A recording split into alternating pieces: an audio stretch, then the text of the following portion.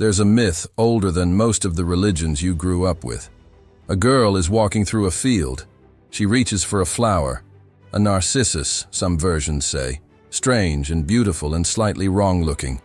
And the earth opens, and she goes down. She doesn't fall screaming. She goes down.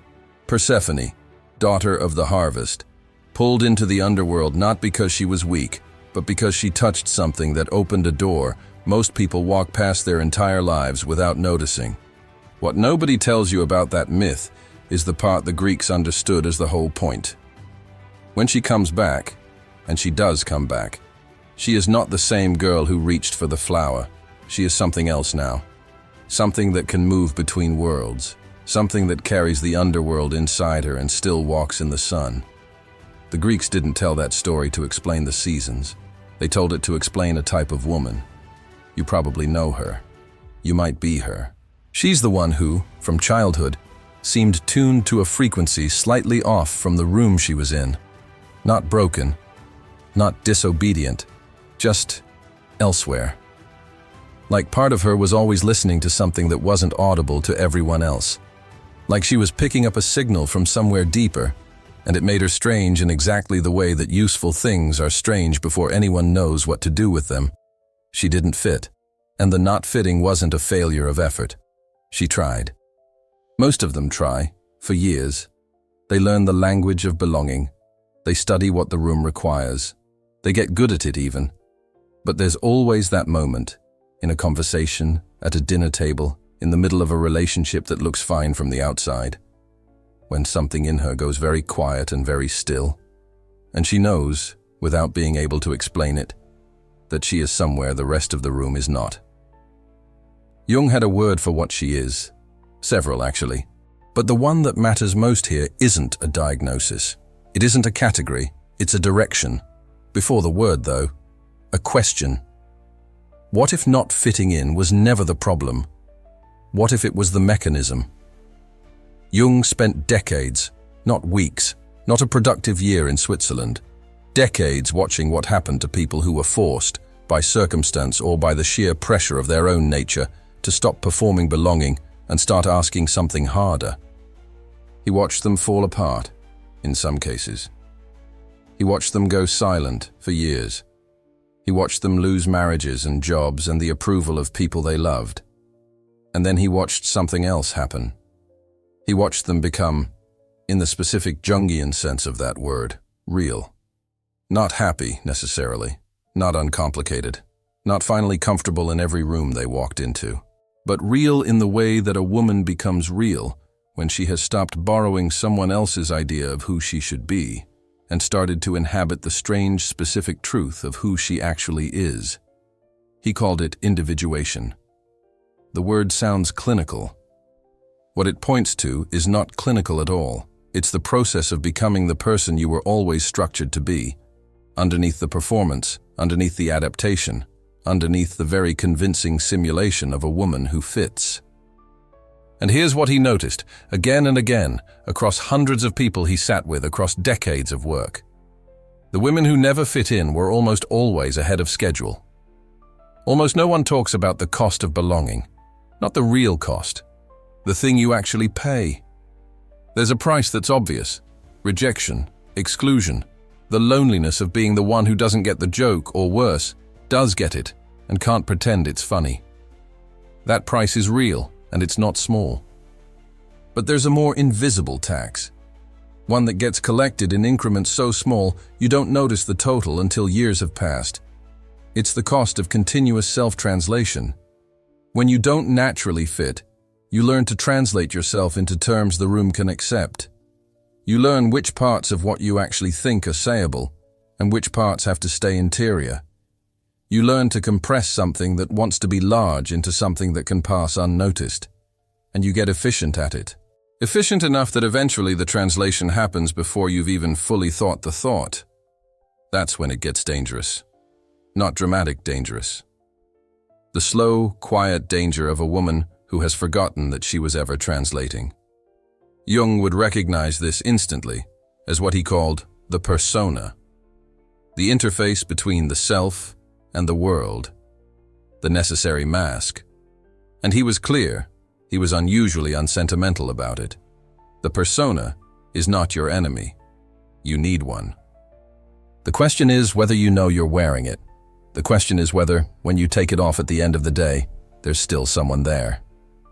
For the woman who never fit, the persona is always slightly ill-fitting, always a little off at the seams. She can feel the gap between what she's presenting and what she actually is. And for years she experiences that gap as a deficiency, as evidence that she hasn't gotten it right yet, that she's still one iteration away from becoming someone who belongs. What Jung would tell her, if she came to his office on the lake in Kusnacht, if she sat across from him in that room full of books and alchemical symbols, is this: the gap is not the problem. The gap is the door. There is something that happens in the bodies of women who have spent years fitting themselves into spaces designed for a smaller, quieter, more legible version of themselves. It doesn't announce itself dramatically. It usually shows up as exhaustion, not tiredness. Exhaustion, the kind that sleep doesn't fix, the kind that sits behind the eyes and in the chest, and that comes specifically right after social interactions that should have been fine. Should have been fine because she said the right things and laughed at the right moments and came home with no obvious wound. But something was expended. Something was used up in the management of the gap. And at some point, it's different for every woman, but there is almost always a point. The exhaustion becomes louder than the performance. The body starts refusing to translate. Small refusals first. An unwillingness to laugh. A pause before answering that stretches a second too long. A preference for her own company that stops feeling like a problem she should fix and starts feeling like the most honest thing about her. Jung understood this physiologically before the word psychosomatic was medicalized into something clinical and slightly dismissive.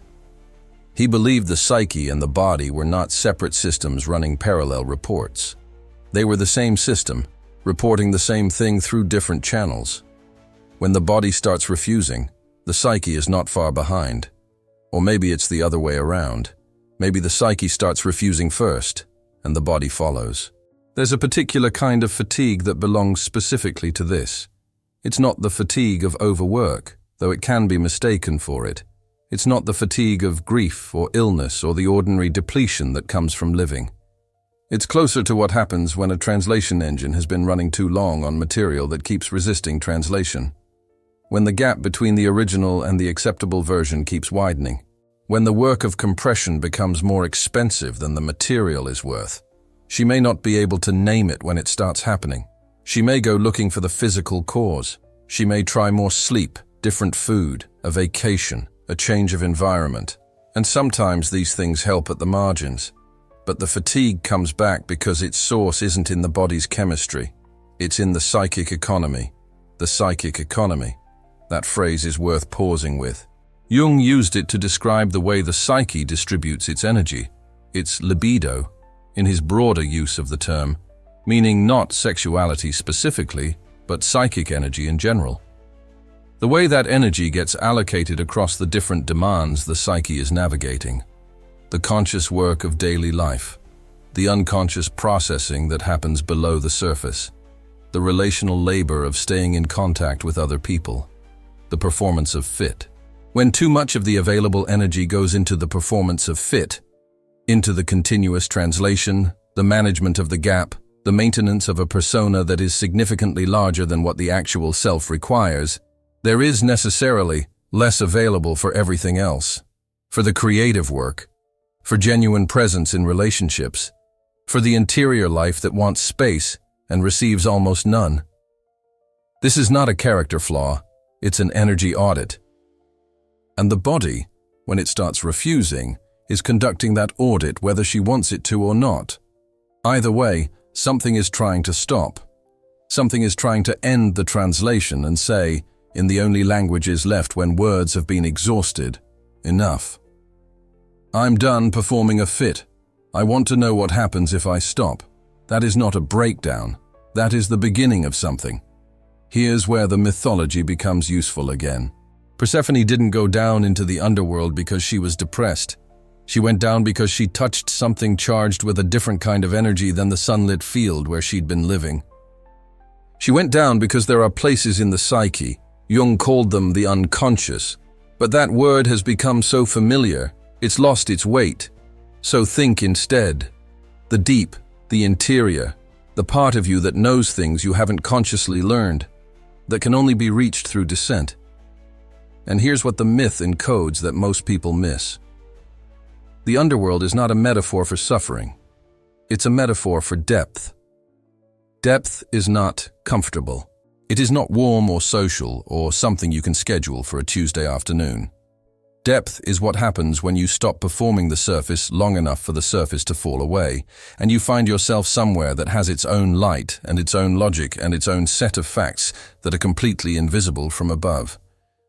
The woman who never fit in has been making involuntary trips to this place her whole life. That's what the strangeness is. That's what the frequency that doesn't quite match the room is. She keeps picking up signals from the interior when everyone around her is oriented outward.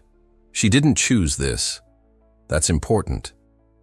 Jung was very clear that the people who are called toward individuation, toward the deep interior work of becoming, are not choosing it the way you choose a self-improvement project.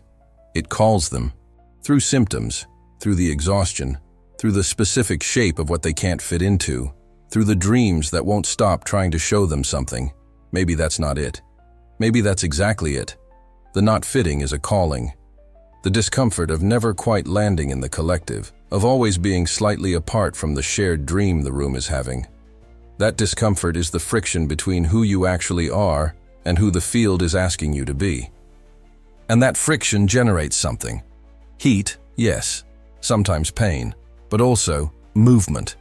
Stop here for a second, because there's a version of this framing that is a trap, and it's worth naming before we go further. It's the version where you never fit in because you're special becomes a new identity you wear like the old performance of belonging, where the strangeness becomes an ego position, where the interiority becomes a brand, where the not fitting becomes something you manage carefully, because it turns out that in certain rooms, creative rooms, spiritual rooms, intellectual rooms, not fitting is actually a form of currency, and you can trade on it. Jung would recognize this instantly. He had a word for it: inflation, psychic inflation. The moment when the ego appropriates what belongs to the deeper self and turns it into a narrative about the self's own significance. It's seductive because it feels like a rival.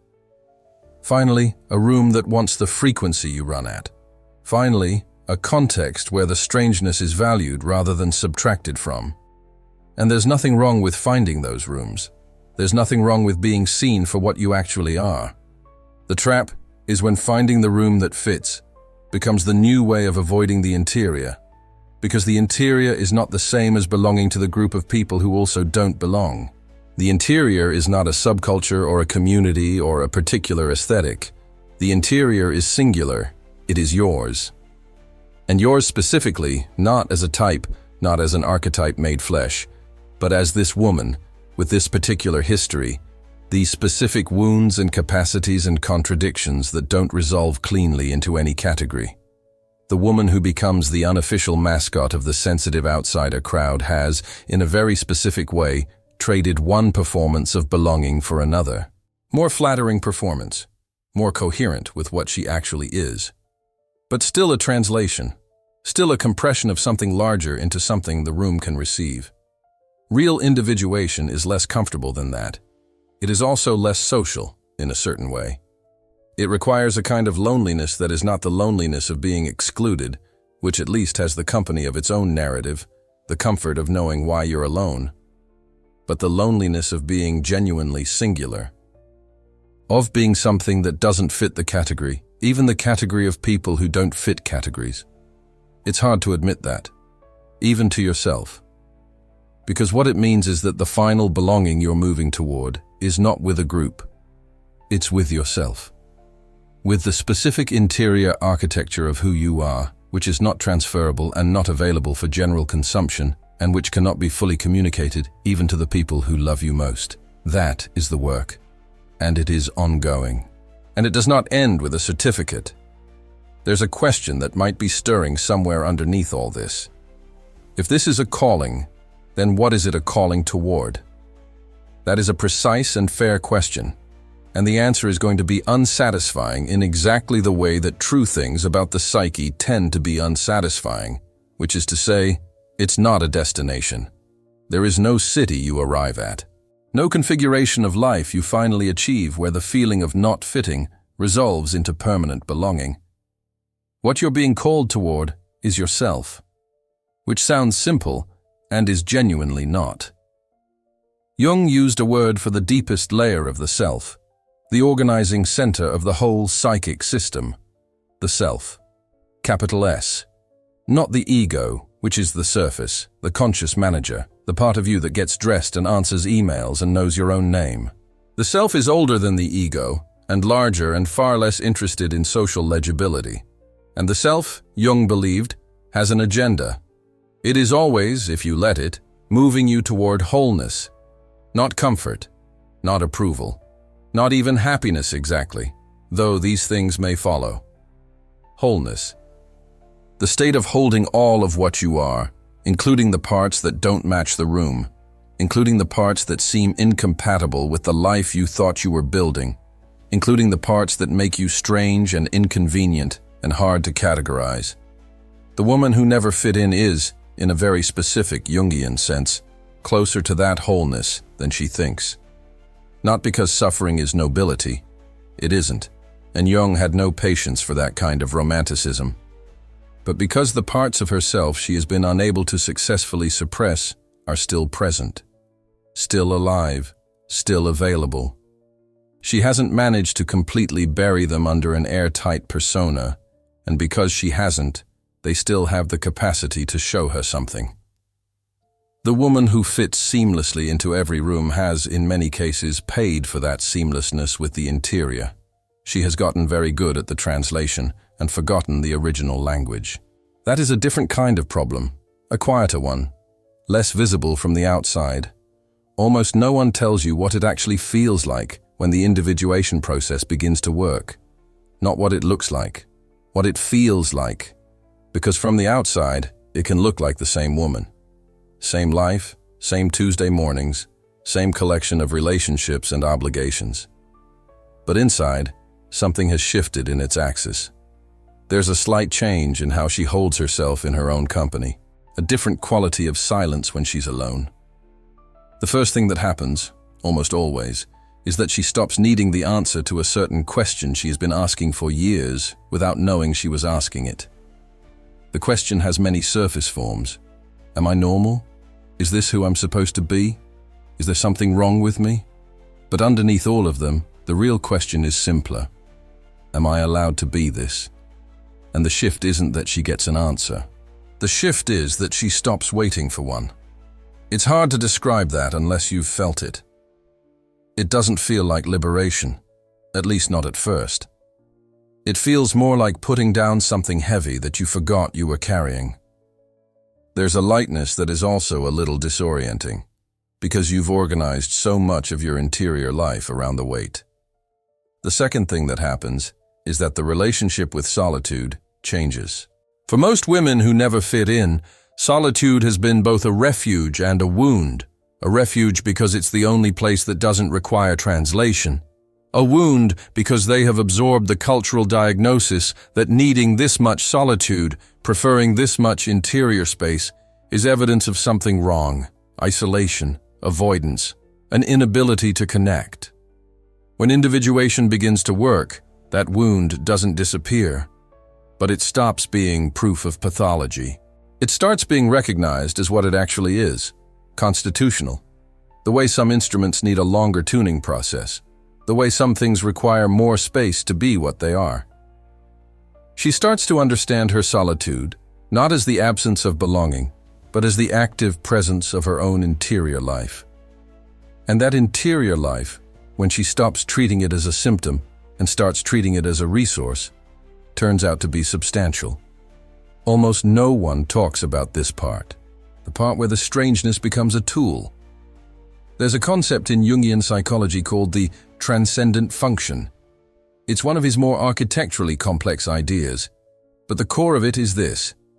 When two seemingly incompatible things are held in tension, when you don't force a resolution, don't collapse the contradiction into something manageable, something third emerges, something that wasn't possible from either position alone.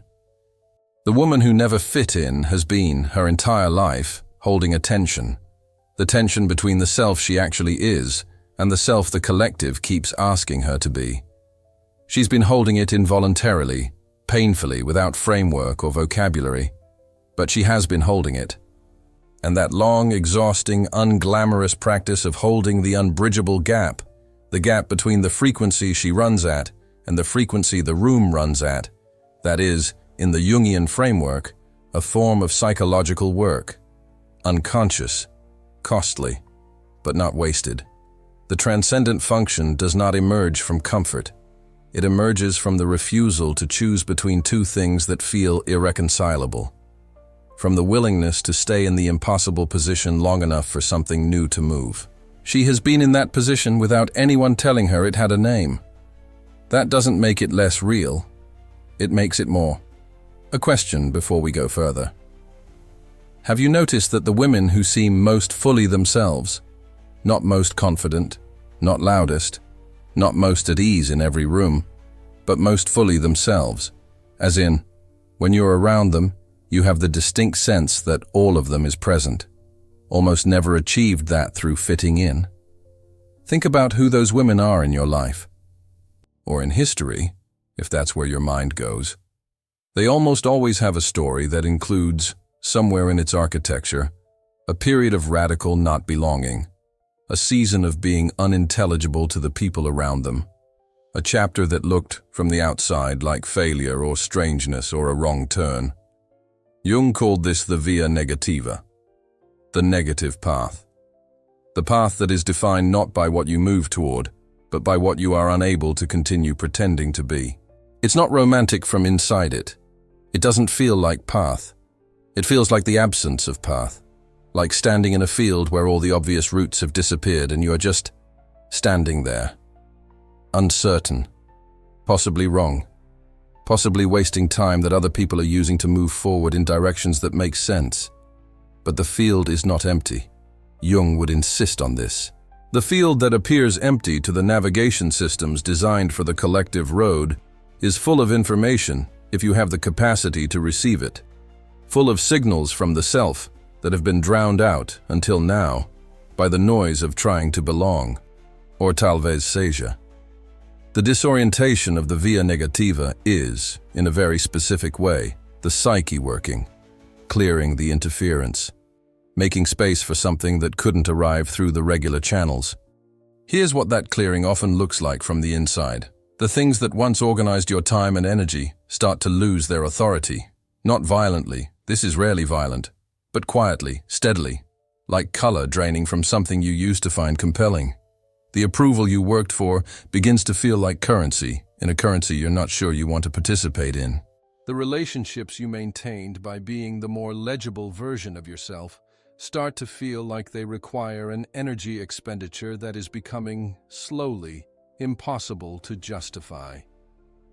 And this is the moment most people around her become alarmed. Because from the outside, it can look like depression. It can look like giving up or withdrawing or some kind of early crisis. The woman in question may not be sure herself what it is. It doesn't feel like the grief she's had before. It doesn't feel like breakdown in the way she's understood breakdown. It feels more like something is being composted, like the structures she's been living inside are being returned to the earth, slowly, so that something else can eventually use the material. Jung documented this period in his own life with an almost alarming degree of clinical precision.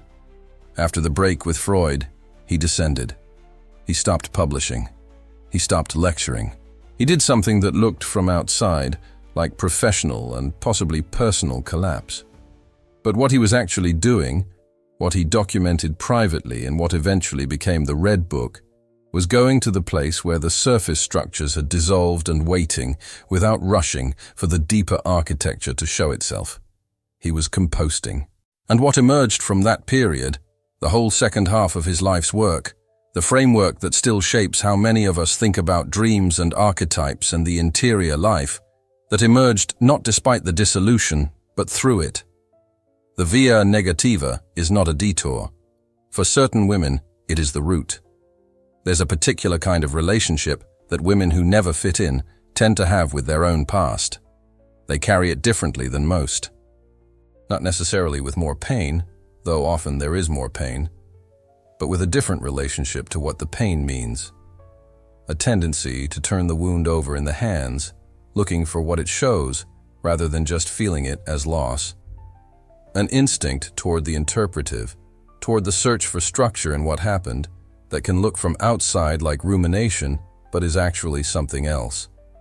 It's archaeology, interior archaeology. Jung believed that nothing in the psyche is wasted. Not the wound, not the loss, not the year you spent in the wrong life, or the relationship that ended in a way that took years to recover from. Everything that has happened to a woman is, in some sense, material. Not because suffering is automatically instructive. It isn't. Suffering is just suffering unless someone is doing something active with it. But because the psyche has a particular relationship to everything that has been absorbed into it. It metabolizes, it processes. And what comes out of that processing, when a woman is willing to look at it rather than away from it, is often more useful than anything she could have arrived at through a smoother passage. The scar tissue of not fitting, the years of translation, the exhaustion, the accumulated experience of being too much or not enough, or simply the wrong frequency. That is not neutral material. It has been made into something inside her, whether she knows it or not. The Jungian term for this is complex. A complex, in the technical sense, is a cluster of psychological material organized around an emotional charge. The complex around not fitting, around being strange, being too interior, being the one who receives the signal the room doesn't hear, is dense with energy and dense with information. It is, in a very real sense, one of her most significant psychological resources. Not because difficulty is inherently valuable, because she has lived with it long enough, held it long enough, that she knows it from the inside in a way that shapes everything she can perceive. Here's what that looks like in practice, in a life. She notices things, not in the way a trained observer notices things, not with the slightly cool distancing of someone who has decided to pay attention. She notices things the way a person notices things when they have been, their entire life. The one who was watching rather than performing. The one who was outside the shared dream, looking at the dream. She notices the gap between what people are saying and what they're actually feeling. She notices the thing nobody at the table said. She notices the exhaustion behind the confidence, the fear inside the optimism, the longing hiding inside the competence. This is not intuition in the vague, mystical sense the word sometimes gets flattened into. This is perception developed through necessity, through years of being the one who had to read the room because the room was not going to read her. Through years of holding more interior space than most people are accustomed to holding, which means years of practice in receiving faint signals. And that capacity, for all the pain it cost, is genuinely rare and genuinely useful, not just for her own interior work, for everyone she's in contact with. The woman who has spent years as the wrong frequency in every room often turns out, when she stops trying to fix the frequency and starts trusting it, to be one of the few people in those rooms who can actually hear what's happening underneath the performance everyone else is giving. That is not small. Is it hard to admit that you might not want to lose the strangeness? That somewhere underneath the exhaustion of not fitting is something you've quietly protected? That the frequency that makes you wrong for certain rooms is the same frequency that makes you right for something the rooms can't contain? That question is worth sitting with. Because there's a particular grief that comes up in women when individuation starts moving in earnest. A grief for the belonging they're finally releasing hope of achieving. The belonging they spent years working toward and never quite reached. And underneath that grief sometimes is something more complicated. A recognition that they were never entirely sure they wanted to reach it. not because they were proud of their strangeness, not because they romanticized the loneliness, but because they could feel, even without language for it, that what they were was not only incompatible with certain rooms, it was incompatible with what those rooms required them to give up. The belonging was always conditional: stay legible, stay translatable, stay within the register the collective can receive. And she couldn't, or she could, but it cost her the most interior part of herself to do it. And some part of her, even in the moments of deepest loneliness, held the accounting of that cost, knew what was being spent, refused, finally, to keep paying at that rate.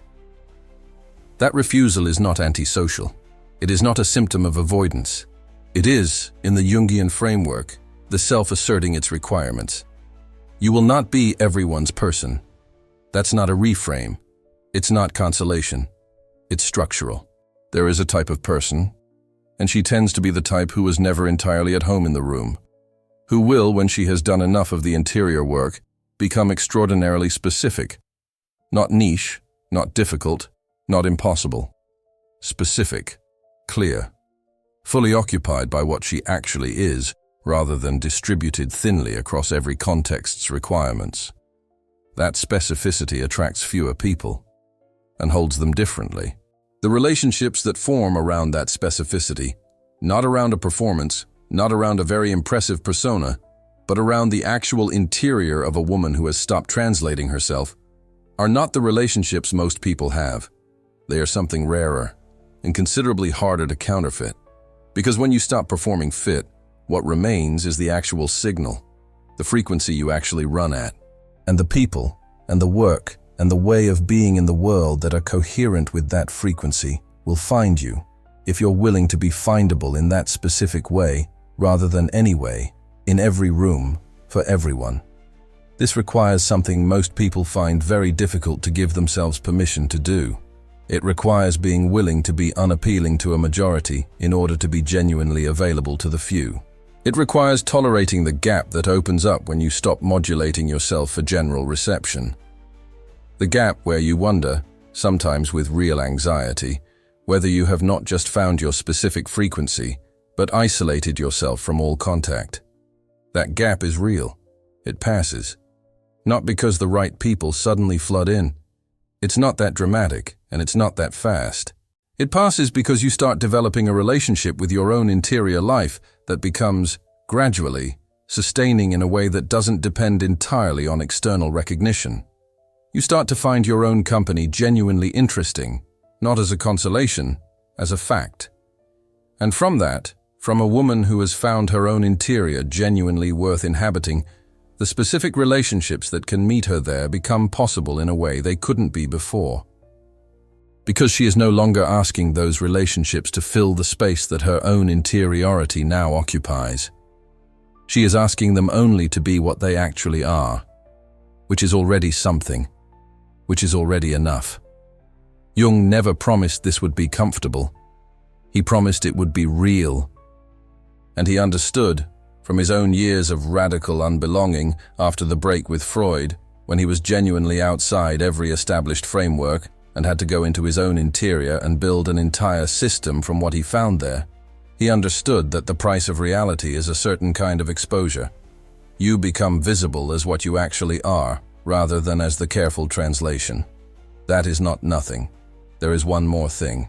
The myth doesn't end with Persephone in the underworld, and it doesn't end with her return to the sunlit field. It ends with her moving between worlds. That's the point the myth is making. That's what she becomes. Not someone who has recovered from the descent. Not someone restored to the girl she was before she touched the Narcissus. Someone who carries both. Who can be in the upper world and hold the knowledge of the lower. Who is trusted in a way that someone who has never descended cannot be trusted, with the things that don't survive in the ordinary light. The woman who never fit in, who has been living with the signal, with the underground frequency, with the exhaustion and the strangeness and the long practice of holding the unbridgeable gap. She is not waiting to be fixed. She is being made into something that can carry what she carries. The Greeks knew something about this that got lost somewhere in the centuries between Persephone and the self-help section. They knew that the people who can move between worlds, who are not entirely of the sunlit collective, and not entirely of the interior depths, but who can hold both without being destroyed by either. Those people are not exotic curiosities. They are necessary. Not in the sentimental way, not as a complement, in the structural way. The way certain elements in an ecosystem are necessary because they occupy a niche that nothing else occupies. The way certain frequencies are necessary in a piece of music, because without them, the whole composition loses something that can't be recovered by adding more of the easier notes. The woman who runs at the frequency the room doesn't hear is carrying something the room needs, whether the room knows it or not. She is carrying the evidence that there is more than one way to be real, that the performance of belonging is not the same as belonging, that the interior life is not a consolation prize for people who couldn't manage the exterior one. She is carrying, in the specific weight of her own strangeness, a refusal. And the refusal matters. It matters in ways that won't always be legible to the room she walks through. It matters in ways she may not always be able to articulate. But it matters. Jung said something late in his life that doesn't get quoted as often as some of his other lines. He said that the greatest tragedy is not to live your life fully, but to live someone else's life as if it were yours. She has been refusing to do that. Messily, expensively, often painfully, sometimes without knowing that's what the refusal was. But refusing. That refusal is not the same as failing to belong. It is the thing itself, the actual movement, the specific, unrepeatable passage of a particular woman through the interior landscape of her own nature, towards something she can't fully see yet, but that the shape of everything she couldn't become keeps pointing toward. The strangeness was never the wrong answer to a question about belonging. It was the right answer to a question she hasn't fully heard yet. What would change if you stopped treating the not fitting as something to recover from? If this landed somewhere real, leave it in the comments. Not what you're supposed to say, what's actually there. And if you haven't subscribed yet, this channel exists for exactly this kind of conversation. The interior ones, the ones most rooms don't have language for.